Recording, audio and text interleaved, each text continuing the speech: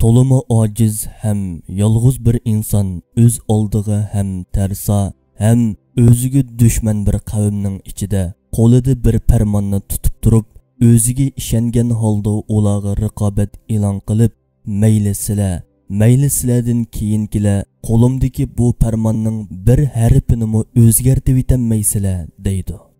Onunğa dushman bo'lganlarning eng cho'ng orzu-armoni bo'lsa, mazkur farmonni qo'lga tushirib, yo'q qilish yoki hech bo'lmasa uni o'zgartib etishdir. Acaba bu yo'q qilish va burmalash planlarining va urinishlarining natijasiz qilishi hamda shunchavala urinishlarga qaramay, ularning o farmonning bir harfiga cheqilanmaganligi bu kitobning Allohning kitobi ekanligini isbotlashga yetarlik emasmi? Shundoq.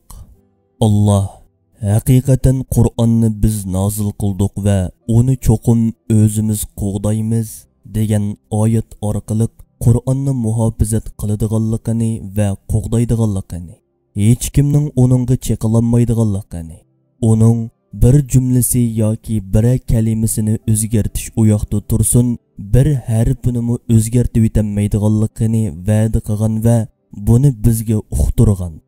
Bu oyat bergan xabar muddal to'g'ri chiqqan bo'lib, Qur'onning nozil qilinganiga 14 asr bo'lishi va Qur'on dushmanlarining naqadar ko'p bo'lishiga qaramay, ular Qur'onning bir harfini o'zgartib etmadi.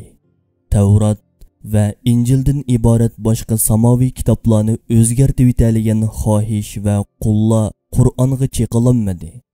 Darvaqa kelgusiga oid barliq g'aybiy xabarlarga o'xshashla Qur'onning o'zgartib etmaydiganligi haqidagi xabarning to'g'ri chiqishi shuni isbotlab turibdiki, Qur'on Allohning kalomidir va Muhammad alayhissalom Allohning payg'ambaridir.